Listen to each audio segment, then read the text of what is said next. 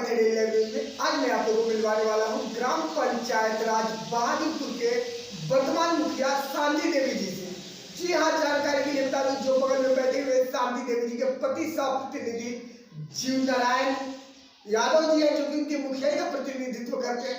तो आइए हम लोग रूबरू होते हैं जीव नारायण यादव जी से और जानते हैं इनकी विगत 5 वर्षों के कार्यकाल के बारे में और आगामी चुनाव ये लेने को कि क्या मुद्दा लेकर ये 2021 का चुनाव लड़ रहे हैं। तो सबसे पहले यादव जी चैनल से जुड़ने के लिए बहुत बहुत धन्यवाद आपका। धन्यवाद। सबसे पहले आप सब इलेक्ट्रॉनिक मीडिया वालों को अपने पंचायत की तरफ से अपने तरफ से हार्दिक अभिनंदन करते हैं, स्वागत करते हैं। मुखिया जी, क्या आपके 5 साल के कार्यकाल से जनता खुश है? देखिए, मेरे कार्यकाल से विगत मैं 20 साल से पंचायत को सेवा करते आ रहा हूँ। जी जी जी। मैं प्रतिनिधि रहा हूँ, पूर्व प्रमुख और पंचायत समिति सदस्य इस पंचायत में प्रखंड में नए नहीं हैं। हम विकास के मुद्दे पर और जमात के साथ राजनीति करने वाले लोग हैं। हमको पूरी उम्मीद है कि इस 5 साल में भी हम पूर्व की भांति संतुष्ट कर रहे हैं। जो भी साधन है वो मैं जनता को संतुष्ट करने में हमको लगता है कि मुझे सफलता मिली है। मुखिया जी, मैं आपसे प्रश्न करना चाह रहा हूँ कि जो आपने विगत 5 सालों से शासन करते हुए चले आए हैं, लोगों की सेवा करते हुए चले आए हैं, तो क्या आपने सरकार द्वारा लाई गई स्कीम को धरातल पे अपने 5 साल के अंतर में जो भी स्कीम आया उसको उतारा है और कौन से काम किया सर?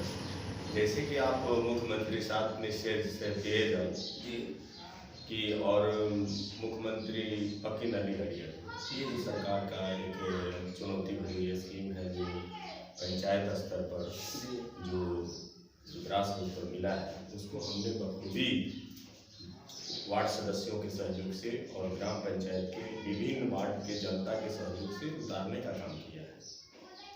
मुखिया जी, अभी एक बात पहले आपने बताया कि प्रश्न आया था कि क्या आपके 5 साल के विकास कार्य से जनता खुश है, तो आपने पॉजिटिव जवाब दिया था कि हाँ खुश है। तो कैसे आपको लगता है कि जनता आपकी 5 साल के विकास कार्य से कुछ और 5 साल में अपने जनता को संतुष्ट कर दिया? देखिए, सबसे पहले तो हमारे ग्राम पंचायत राज बहादुरपुर में करीब 8 गाँव है। हमने 8 गाँव में विदाउट भेदभाव करते हुए हर गांव में हमने विकास का रोशनी जगाया है।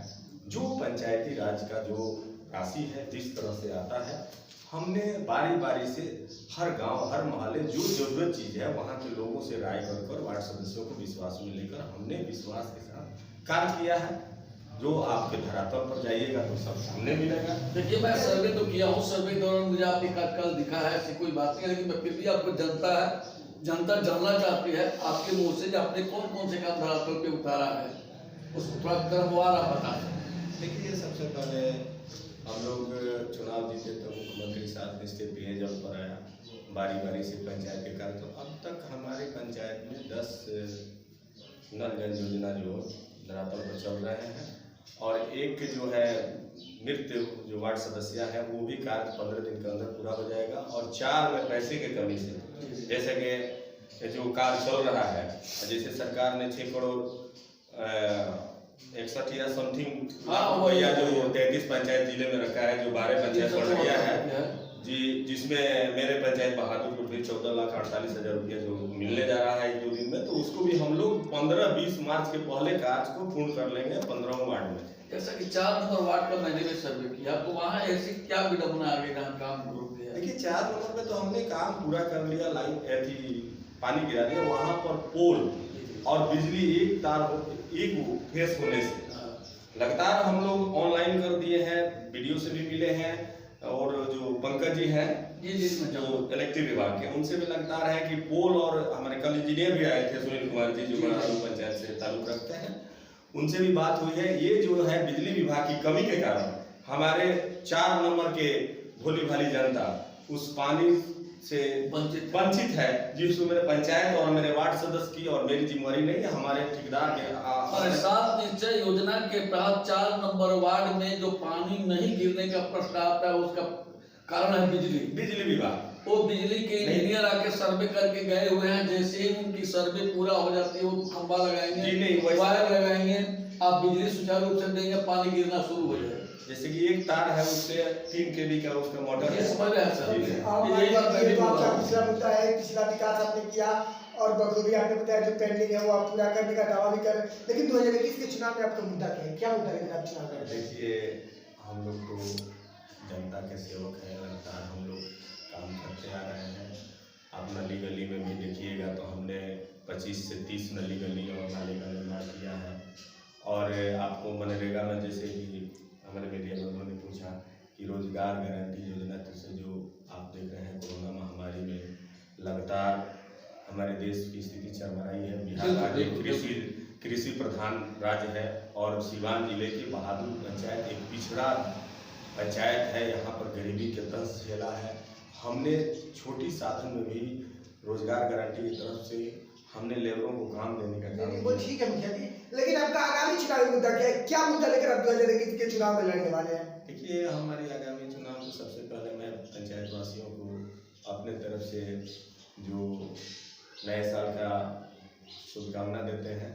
और रही बात चुनाव तो हम लोग लड़ते आते हैं। हम लोग विकास पर चुनाव लड़ते हैं, न कि किसी बकवास पर। हम लोग काम किए हैं। विगत 5 वर्षों में आपने विकास नहीं किया, जो आगामी मुद्दा आप विकास कर रहे हैं और विकास बना रहे हैं, तो किस तरह का आप विकास चाहते हैं पंचायत?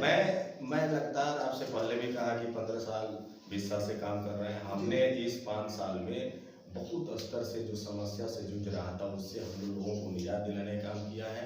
अगर मुझे मौका दूसरी बार अगर मुखिया में और पत्नी जीतती है तो मैं ये दावा करता हूँ कि जो अधूरे कार्य है जो मैं वहाँ तक नहीं पहुँच पाया हूँ, चाहे पंचायत के स्तर से हमको उस राशि जितना मिलना चाहिए उस हिसाब से हमारे जो शेयर है वो आता है, लेकिन अभी कामें जो है हमारे पंचायत में अधूरे हैं। अगर जनता मुझे भी तो अगर मदद करती है, अगर जिम्मेवारी देती है। चलिए मुखिया जी, मैं आपसे बिना फंड की चीज में जानना चाहता हूँ।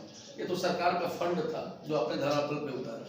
मैं आपसे जानना चाहता हूँ कि वैश्विक महामारी कोरोना को लेकर थोड़ा सा बैक में चले गए हैं, बहुत सारी स्कूली की शिक्षाएं नीचे उसका ग्राफ गिर गया। तो आप अगर चुनाव जीतते हैं या अभी जीते हुए हैं तो क्या शिक्षा पे कुछ आपका जोर है? देखिए लगातार शिक्षा तो एक ऐसी कड़ी है जिससे हमारे पंचायत का भविष्य, देश का भविष्य रहता है। हम लोग शिक्षित नागरिक हैं। हम लोग काफ़ी खेल और शिक्षा पर जोर देते हैं, लेकिन विडम्बना है कि कोरोना महामारी एक ऐसा दंश है जिससे गरीबी स्थिति में बच्चे जो है लगातार साल भर से बैठे हुए हैं। बहुत लोग इंटर और मैट्रिक का एग्जाम देकर बच्चे जो छोटा पढ़ते हैं उनको भी है।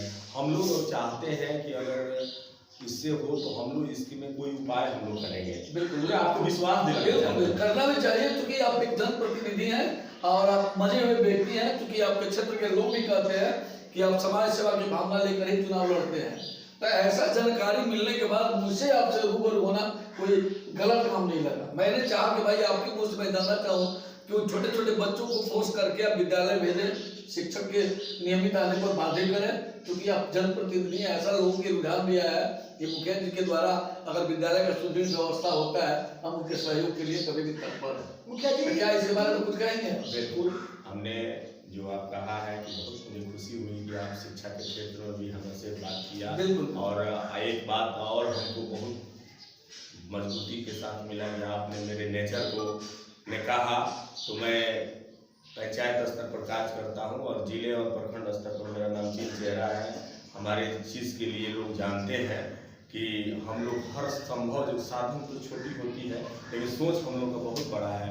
अगर हम लोग को इस शिक्षा के क्षेत्र में बच्चों को जागरूक करना, स्कूल तक पहुंचाना, कोरोना महामारी में हम लोग लगातार 12-1 बजे तक लोगों से बाहर में जितने लोग थे, संपर्क से लेकर क्वारंटाइन सेंटर से लेकर जो भी साधन था, हम लोग पूरी मेहनत के साथ अपने जनता के प्रति हम लोग। अच्छा एक चीज बताइए मुखिया जी, आपके पंचायत स्तर की ही चीज मैं पूछ रहा हूँ। नॉर्मली किसी को अगर हल्का सा बुखार हो जाए, सर्दी खांसी हो जाए तो सीवान नहीं जा पाता है, बड़हरिया नहीं जा पाता है, क्योंकि वो सक्षम नहीं है। आपने कहा है अपने स्टेटमेंट में कि बहुत पिछड़ा वो पंचायत है, कहे हैं ना, गरीबी के दलदल में लोग फंसे। लेकिन अगर ऐसी व्यवस्था बनती है जिसके पास साधन न हो, इमरजेंसी हो, वो सीवान नहीं जा पाए, गोपाल में न जा पाए, बड़हरिया न जा पाए, तो उसके लिए स्वास्थ्य के प्रति सचेत होने के लिए क्या? देखिए इसमें मेरी प्लानिंग है। हम बात भी कर रहे हैं कि हमारे बहादुर पंचायत में अभी जो स्वास्थ्य उपकेंद्र जो है अभी बिल्डिंग बनकर तैयार होने जा रहा है। हम लोग जिला और प्रखंड स्तर पर जो पीएससी के जो प्रभारी हैं उनसे हम लोग रिक्वेस्ट कर पिछड़ा पंचायत है डॉक्टर की साप्ताहिक मांग करेंगे कि हमारे पंचायत में आए और गरीब का सुदृढ़ से इलाज हो। मुखिया जी 2021 के चुनाव को लेकर आपको जनता से आपकी क्या उम्मीद है? मेरी जनता से उम्मीद यही है कि अगर हमने अच्छा काम किया है, जनता को अगर संतुष्ट किया है, जनता मुझे अगर मौका देती है तो मैं उनका आभारी रहूँगा और उनका ऋणी रहूँगा। और जिस तरह से मैं जिस संदिग्ध के साथ सबके साथ में सबका साथ सबका विकास करते आया हूँ, उस तरह से अगर मुझे जिम्मेदारी मिलेगा तो इन्हीं जो रूल से चलते आए हैं हम काम करेंगे। उम्मीद क्या है जनता से आपको? उम्मीद तो अब हम लोग नेता हैं, काम करते हैं, जनता का फैसला तो सर आंखों पर है। वही खुल के बोलिए सर, बात तो बात में दाव के मत खुल के कहिए। देखिए हम लोग राजनीति प्राणी हैं, मजे हुए राजनीति करते हैं तो हम तो दावा नहीं कर सकते हैं, क्योंकि जनता सरबरी है और जनता का जो भी फैसला होगा मैं निभा लूंगा। उनका अगर निगेटिव आएगा तब भी मैं संतुष्ट रहूंगा। मुखिया जी अगर आपने अच्छा किया है, आपने अच्छा किया है, क्योंकि सर्वे के दौरान भी मुझे पता चला है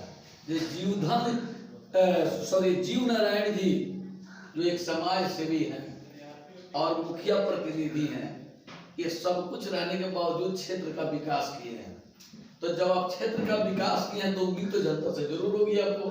बिल्कुल, हमको तो पूर्ण उम्मीद है कि फिर जनता मुझे जिम्मेवारी देगी और उस जिम्मेवारी से मैं बखूबी निभाऊंगा। ब्रेकिंग न्यूज, सीधे हमारे मुखिया प्रतिनिधि जी का कहना है कि अगर मैंने विकास किया है तो जनता का आशीर्वाद मुझे मिलना चाहिए।